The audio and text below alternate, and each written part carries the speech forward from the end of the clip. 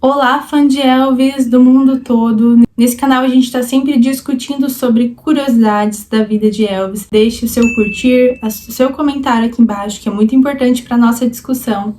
E comece a seguir o canal para não perder nenhum vídeo. Na semana passada a gente começou a conversar sobre essa revista aqui um tanto polêmica, chamada Vida e Morte, Documento Histórico, publicada pela editora 3, que vai contar algumas curiosidades íntimas da vida de Elvis.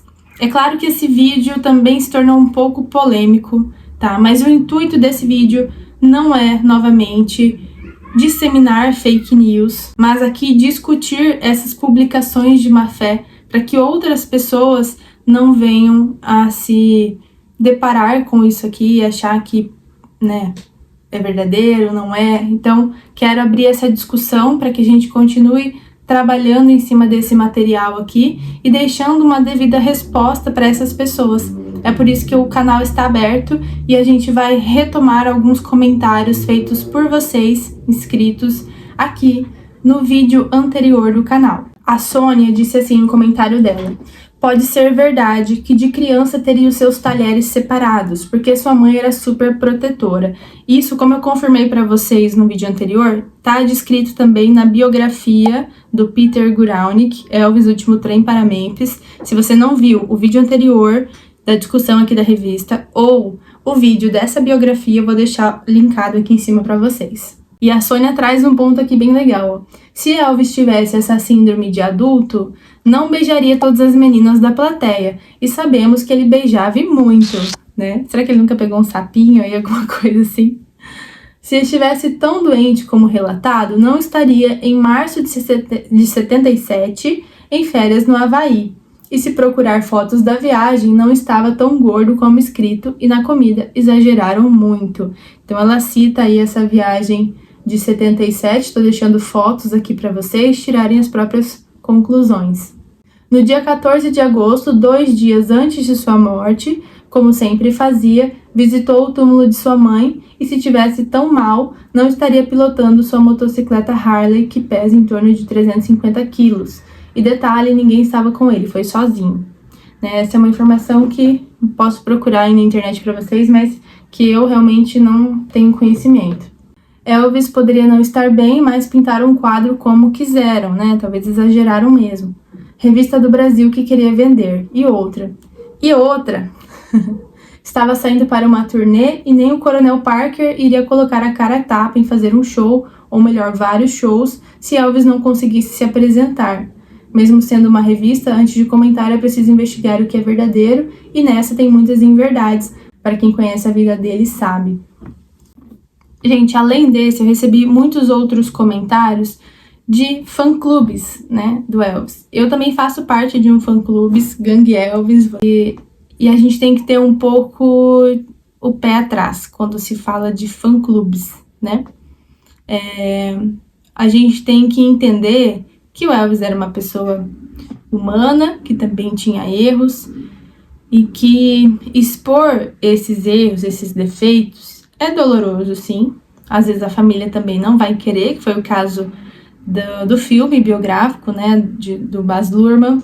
Muita coisa foi chapa branca, muita coisa a família segurou ali naquele momento. Mas, gente, é um cantor de rock and roll que estourou do nada, que veio do nada e se tornou simplesmente o maior cantor que o mundo já teve. Então imagina a pressão, né, que devia ser Elvis Presley, o rei do rock. Então, por mais que falem, usou drogas, teve problemas de saúde, enfim, podem realmente ter acontecido, a gente viu coisas acontecerem, por mais que estejam escondidas ali embaixo do pano, mas que realmente podem ter acontecido, e alguns fãs ainda negam isso, né, e aceitar que o Elvis teve esses problemas com drogas, enfim, não minimiza quem ele foi, né? Não diminui essa imagem e essa estrela que ele foi. Pra mim, pelo menos não, tá? Ele é muito mais que isso. O Toy deixou um comentário bem interessante aqui. Isso provavelmente foi tirado de uma biografia escrita por Albert Goldman. O Albert Goldman é um biográfico americano, escritor, fez outras biografias também, e aparentemente são biografias assim duvidosas sobre esses cantores aí, né? Logo que o Elvis morreu, e que vendeu muito justamente por essas bizarrices infundadas. Posteriormente, o mesmo Albert Goldman escreveu a biografia de John Lennon também da mesma forma. É sabido que Albert Goldman detestava ambos, Elvis e Lennon, e sinceramente não daria um pingo de credibilidade a nada do que ele escreve. Claro que em meio a 800 mentiras, alguma verdade vai haver, mas não vale a pena procurar aí. Fiquem com os 2 livros de Peter Guralnick, que são o que existe de mais acurado em relação à biografia do Elvis. Realmente tem essa questão aí do Albert Goldman. O Albert escreveu As 24 Últimas Horas do Elvis, vai estar aparecendo a capa do livro aqui.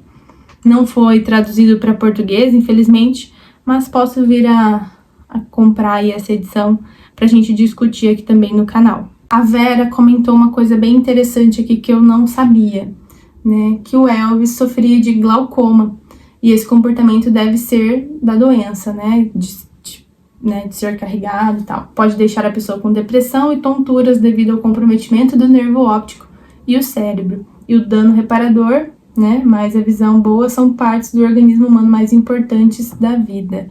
Então, realmente, talvez nesse final da vida ele sofrendo com todas essas questões, talvez uma diabetes, ali, uma hipertensão, e esses muitos manipulados para isso, né? Hoje a gente vai continuar, então, o capítulo 1, que é intitulado O Menino na Bolha de Plástico.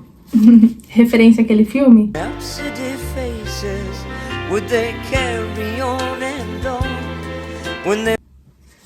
Né, do John Travolta. Mas hoje um assunto mais polêmico ainda. Entretenimento do rei. Filmes pornográficos e poesias sentimentais. Quando desejava se entreter durante seus retiros, estou usando as aspas aqui da revista, havia 2 televisores coloridos pendurados no teto do seu quarto, além de outro gigantesco aos pés da cama, onde Elvis assistia a seus limites em videocassete. Ele curtia muito as grandes lutas do século, a cena do assassinato de John Kennedy, ou imaginar-se na pele de Clint Eastwood em Harry o Sujo.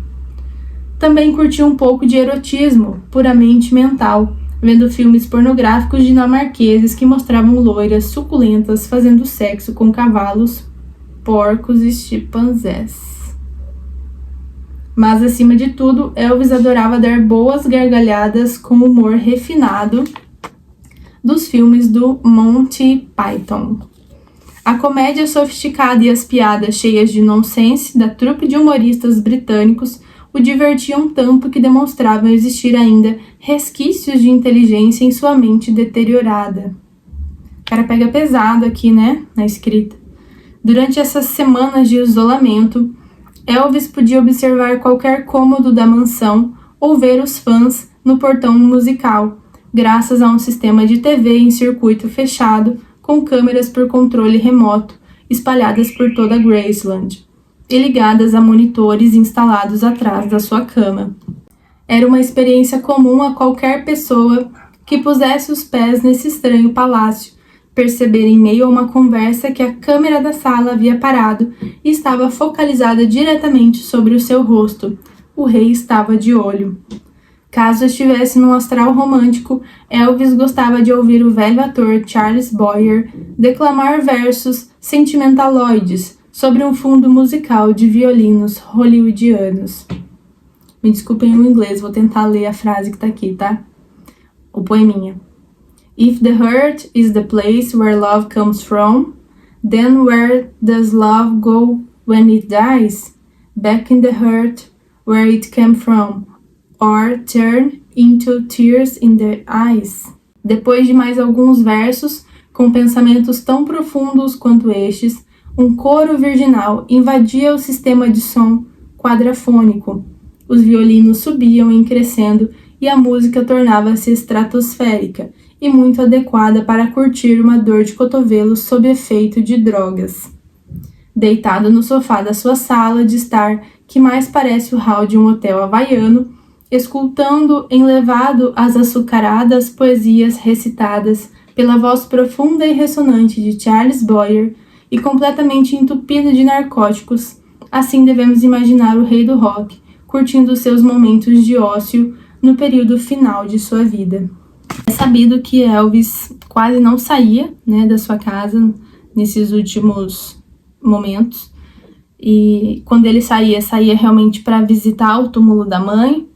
Geralmente as gravações, os ensaios também eram feitos em Graceland, e o que ele fazia nesse tempo de ócio, como esse cara sabe, nós não sabemos. E aí nós temos um capítulo chamado Somente a química do Dr. George Nikolopoulos consegue reanimar o rei. A única coisa que tirava Elvis desse estupor era a necessidade de voltar à estrada para cumprir seus contratos. Reanimá-lo às vésperas de uma excursão relembra-nos a cena do Dr. Frankenstein e seus assistentes no laboratório. O cara faz uns links aí, né? Complicados. Rodeando o monstro a que pretendem dar vida. De fato, parece que só mesmo um raio vindo do céu era capaz de restaurar a vida em Elvis Presley. Seu metabolismo é todo controlado quimicamente, e é por isso que ele nunca vai a lugar nenhum sem a companhia do seu médico pessoal, George Nikolopoulos. Esse George foi bem odiado, aí a gente sabe, né? Realmente o Elvis tomava remédio para dormir, tomava remédio para acordar, mas o tom aqui que é usado na revista é bem doído de ler, né? Assim, você tá lendo isso sobre a pessoa que você ama, então é bem complicado. Revivido graças às químicas do Dr. Nikolopoulos e amparado por sua amante Linda Thompson, nessa época ele estava com a Linda, e por seu velho pai, Vernon, dificilmente Elvis parece ter condições de fazer um show por noite em Las Vegas durante 2 semanas. Tão gordo ele está que até as suas famosas roupas de $10.000, adornadas com pedras semi-preciosas do Brasil, ficam apertadas e não lhe servem mais. Vocês sabiam que as pedrarias da roupa vieram do Brasil? De repente, o sangue lhe sobe à cabeça e um caríssimo relógio de ouro Piaget, decorado com opalinas, explode contra a parede do banheiro. Seu pobre pai abaixa-se para catar os pedaços, mas Elvis o impede, murmurando com desdém: "Deixa pra lá, Daddy, isso é só dinheiro." Agora, Linda está cortando seu cabelo, já que ele se recusa a ver o cabeleireiro. Súbito, Elvis confirma seus temores. Linda cortou demais. Joe Espósito vem correndo ajudar, confere os danos e acalma seu chefe, explicando como vai ser legal quando eles estiverem acontecendo em Las Vegas, se conseguirem chegar até lá. O Joe Espósito deu entrevista naquele documentário, né? E aparentemente nesses últimos momentos da vida do Elvis ele foi bem próximo dele, inclusive era uma das únicas pessoas que conseguia acalmar o Elvis ali em momentos de surto. Então foi uma pessoa bem importante ali naquele final, mas segundo ele, segundo falas dele, outras pessoas ao redor não ajudavam. Então ele sozinho não conseguiria tirar o Elvis daquele estado, né? Por toda a noite, Espósito esteve correndo para baixo e para cima, telefonando para o aeroporto para mudar constantemente o horário de voo e tentando apressar o chefe, sem demonstrar que o está forçando. Caso contrário, ao menor sinal de coação, Elvis pode ter outro ataque de nervos e atrasar as coisas mais ainda. Ele tinha um gênio bem forte. Lá embaixo na sala, os caras estão esperando desde o final da tarde. E agora estão assistindo ao filme da meia-noite na TV, quando enfim o telefone toca na cozinha. O chefe está pronto. Todos pulam das poltronas e correm até o vestíbulo para recepcionar o rei do rock and roll. Aqui na revista tem algumas imagens nessa página.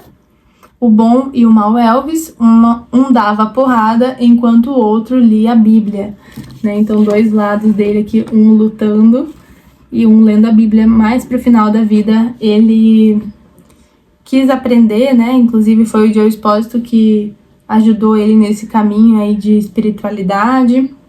Aqui tem uma outra foto dele dando entrevista, que diz o bom Elvis, mergulhado na religião e jogando dinheiro fora.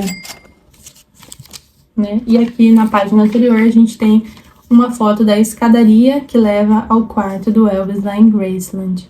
Gente, por hoje é só. A gente tem assuntos bem complicados para comentar aqui. E como o nosso amigo mesmo disse, desses absurdos que vão aparecendo, talvez uma ponta seja verdade, sim. Resta não saber qual delas, né? Fica o questionamento. Um beijo para vocês, até o próximo vídeo do canal.